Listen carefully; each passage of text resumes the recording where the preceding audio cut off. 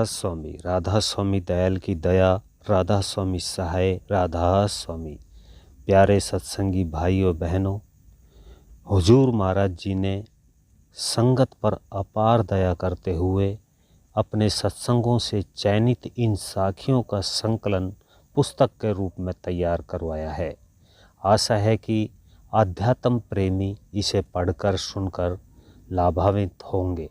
सो किस तरह फरमाते हैं महाराज जी, सुनिए। राधा स्वामी दयाल की दया, राधा स्वामी सहाय, राधा स्वामी। प्यारे सत्संगी भाई और बहनों, इस वीडियो में आपको भक्ति के बारे में बताया जाएगा। भक्ति की युक्ति। भक्ति मनुष्य के हृदय का कुदरती गुण या भाव है, और जो इस भाव को प्रकट करने में सहायक बनता है वह इष्ट या गुरु है। ये मानव प्रकृति है कि जहाँ से या जिससे हमें कोई मनोवांछित वस्तु की प्राप्त होती है या प्राप्ति की आशा होती है, हम उसका आभार या उपकार मानते हैं और उसे पूजते हैं। स्वाभाविक रूप से हम सभी पुजारी हैं। कोई देह का पुजारी है तो कोई धन का, कोई स्त्री का, बाल बच्चे या सगे संबंधियों का पुजारी है, तो कोई इज्जत, कोई मान बढ़ाई का पुजारी है। परमात्मा के याचक या भिखारी हम सभी हैं, लेकिन परमात्मा से परमात्मा को कोई बिरला ही मांगता है। मालिक से हमारी याचना सदा नश्वर सांसारिक भोग पदार्थ की रहती है, जो किसी भी दृष्टि से हमारी भक्ति के योग्य नहीं है। आज के भौतिक परिवेश में इंसान पूर्णतः भौतिकवादी बन गया है। संसार के भौतिक पदार्थों की प्राप्ति, भौतिक सुख व इंद्रिय भोग इसके जीवन का आदर्श या ध्येय बन गया है।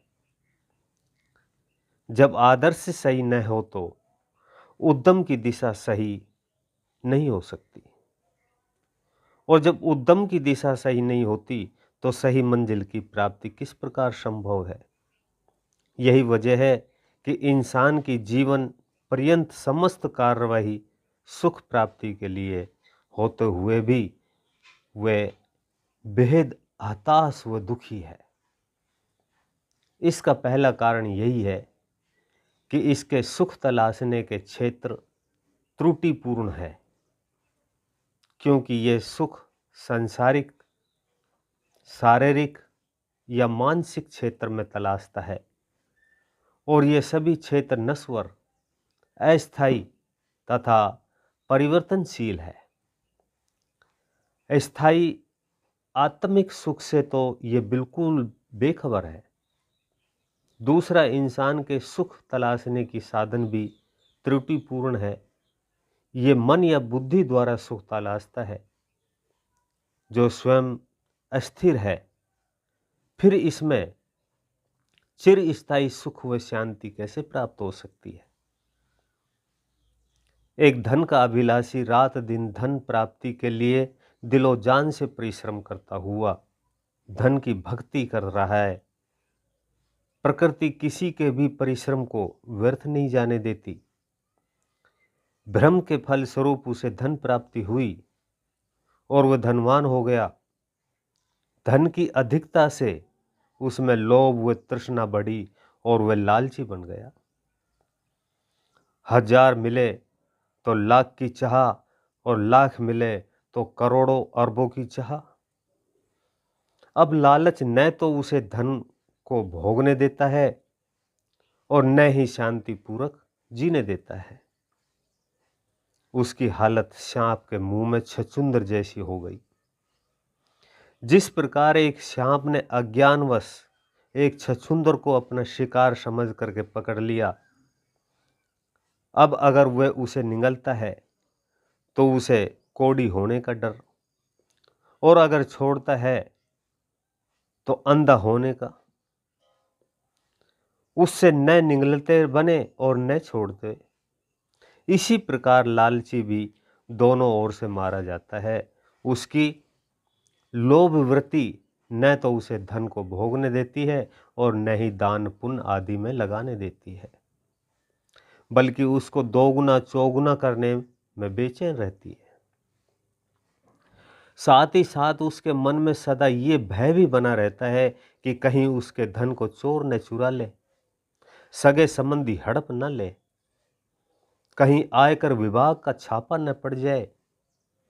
इसलिए धन की सुरक्षा के लिए विशेष प्रबंध के साथ साथ उसे लोगों की खुशामद चापलूसी भी करनी पड़ती है। पराधीनता से उसकी सुख शांति जाती रहती है। इस प्रकार धन की भक्ति उसे जीते जी अशांत, असंतुष्ट व दुखी रखती है और मौत के पश्चात धन की तृष्णा उसे वापिस इस संसार रूपी 84 के जेल खाने में खींच लाती है। अतः ऐसी भक्ति जिससे न इस लोक में सुख और न परलोक में शांति, दोषपूर्ण है। इसका ये तात्पर्य नहीं कि धन कमाना व्यर्थ है, धन कमाओ, लेकिन इसकी तृष्णा की बेड़ियों में न जकड़े जाओ। धन हमारे लिए, हम धन के लिए नहीं है। धन सुख सुविधाओं का साधन मात्र है, हमारे जीवन का ध्येय नहीं है। इस प्रकार यदि कोई स्त्री बाल बच्चों या परिवार का पुजारी है और वह अपना सारा समय उनके लिए खर्च करता है, तो ये भक्ति भी दोषपूर्ण है।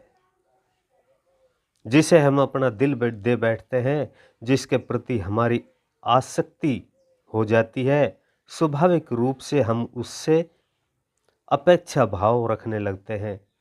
यदि स्त्री, बच्चे या सगे संबंधी स्वार्थी या निकम्मे निकल जाते हैं तो हमें दुख होता है, और यदि किसी दुर्घटना में उनकी मौत हो जाती है तो उनकी जुदाई हमारे दुख का सबब बनती है। यदि सब कुछ ठीक ठाक रहे तो भी उनका मोह, उनकी आसक्ति हमें फिर से संसार में खींच लाती है, क्योंकि जहां आशा वहां बासा। इसका ये अर्थ नहीं है कि हम बच्चों या परिवार से प्यार न करें, उनकी परवाह न करें और हम घर परिवार को त्याग दें।